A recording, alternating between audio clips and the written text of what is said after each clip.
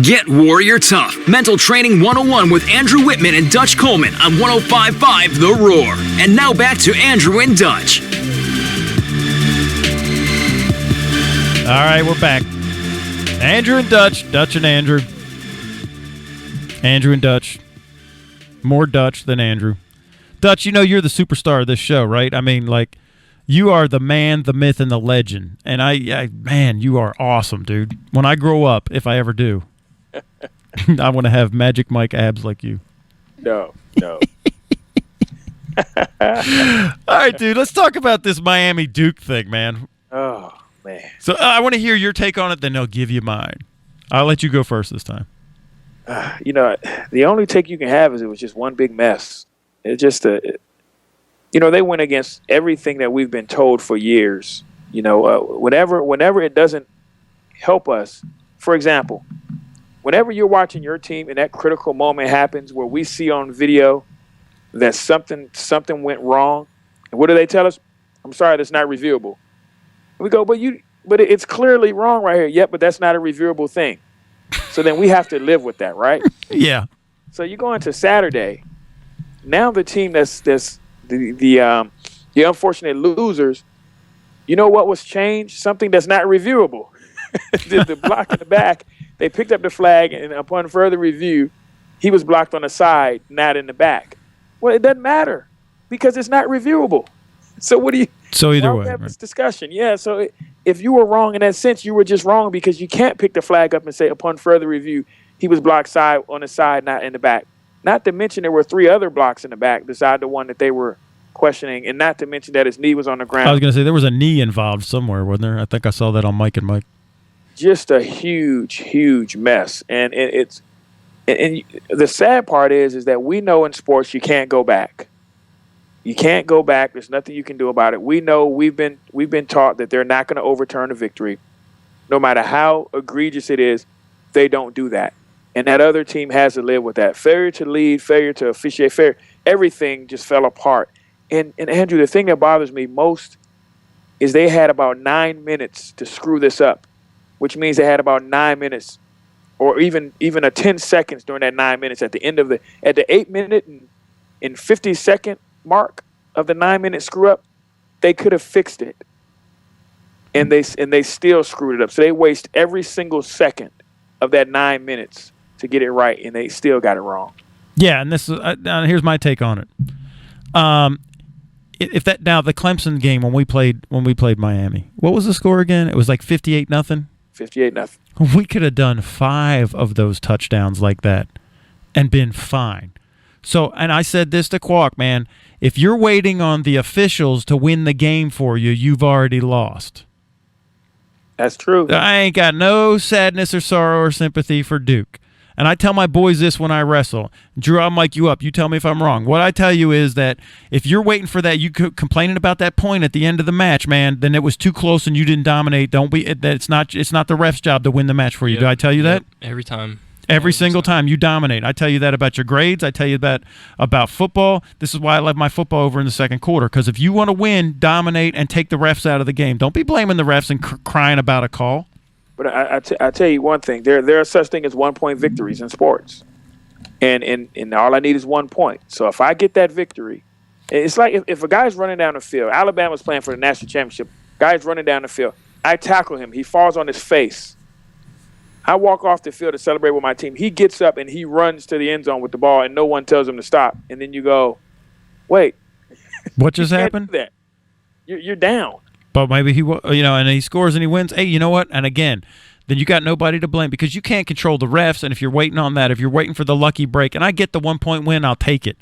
But that's not how I like it. I like to dominate, not compete. And if you dominate from the beginning, then you're not worried. You have a margin for error, right? And this is what we're talking about with the Atlanta Falcons. The Falcons, the reason that they're struggling is their margin for error. This is why, and I'll tell you, this is what happened with the Panthers and the Colts the other night. Yeah, the Colts almost came back, but the Panthers had a huge margin of error.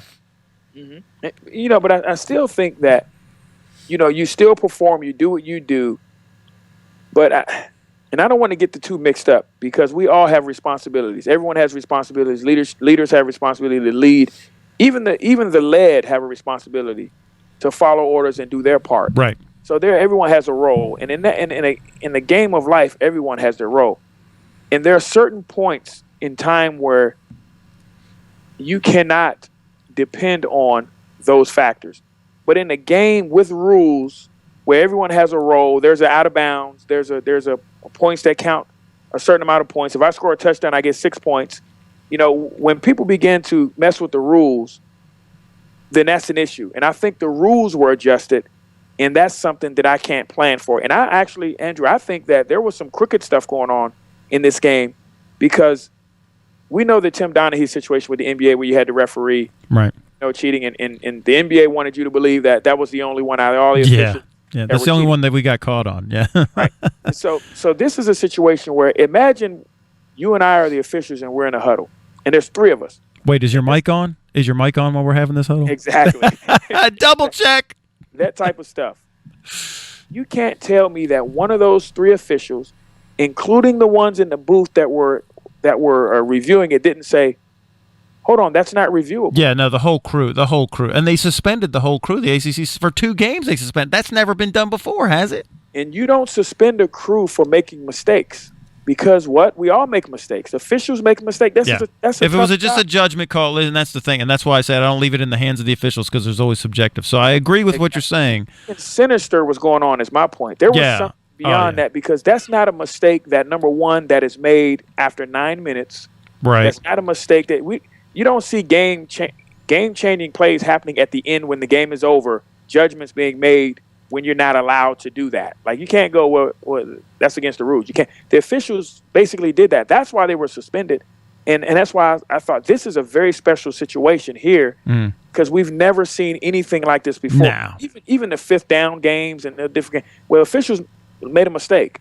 The person that's holding the flags, what do you call it? The crew, the sticks with the down marker and all that. Didn't change the down marker. Honest mistakes. Now, they were mistakes, but I think there was something a little more sinister. You think these weren't mistakes? These were on purposes? I think they were on purposes, because I'm telling you, Andrew, we know as fans you cannot review holding calls. You can't overturn blocks in the back. Right. There was something going on. And I wonder if one day there's going to be a 30 for 30 about it. Right? I mean, there might be, No, seriously, and we'll see, it's like that FanDuel DraftKings scandal. You know what I mean? They're insider trading. You just don't know and I get it. But in general, I'll take your message in general. In life, because in life it's different. In life, there are no set rules like that. No. Man. Everything, all's fair in love and war. Yeah. No, and that's why I want to dominate. I don't want to waste time competing, man. I'm not there to compete. I want to dominate. When you're competing, see that Miami Duke game, they were competing with each other. Clemson came in and dominated. So the refs, it took them completely out of the game. There was no room for any sinister anything, because we came in and took care of business in such a way that there was no room for that. Absolutely. And I love that. And that's why you prepare the way you prepare. And you put all that work in beforehand, because that's what you want to happen. When you're lackluster, or you don't prepare, you don't do what you need to do, you end up in a contest. You don't want a contest. No. You want it to be over in the first quarter. You want it to be over in the second quarter. That's how I love my football, dude. And that's how I love my combat, too. That's why I love Desert Storm. We dominated so bad in Desert Storm, it's over in like 36 hours. Cleaned it up by 72 hours. Boom, done. Yeah, I mean, that's how we like it. I don't want some long, drug-out 10-year, no. Let's just go in, take care of business. That's how, that's how it should be done. That's what the Warrior culture, that's what we need to do. I want to do it with my grades in school when I was coming up. Man, I'm not going to let my, get a C coming out the gate, and now I have to try to bring this is what people do. Well, I have to bring my grade point average up. What? No. Don't ever let it go down. Then you ain't worrying about bringing it up. Just hammer it from the top. And it's possible. And all the things we're saying, preparation makes everything possible. Mm-hmm. When you set a plan to do all the things we're talking about, that's when it's realized. You have the people who fly by the seat of their pants that end up in a dogfight. But the people who plan to dominate, they end up dominating. People, well, you can't have it all. I say you can have it all. Yeah, if me too. You plan to have it all, you can have it all. If that's you don't right. plan to have it all, you're going to end up with whatever you end up with. And that's just science. And I'll remind our listeners again, the 11 million, you take in 11 million bits of information every second. 126 bits goes to your conscious mind for action. You discard 99.9% of the information that you take in every second. The way that you decide the 126 is what your attitude is, what your thoughts are, what your mindset is, what your opinion is. And that medically, electrochemically, biophysically becomes a self-fulfilling prophecy. If you believe you can have it all, you really think you can have it all, you act like you can have it all, and that is your attitude, you will have it all. Absolutely. And I keep saying the same message over and over again, and you think people would start to get it, but they don't. No.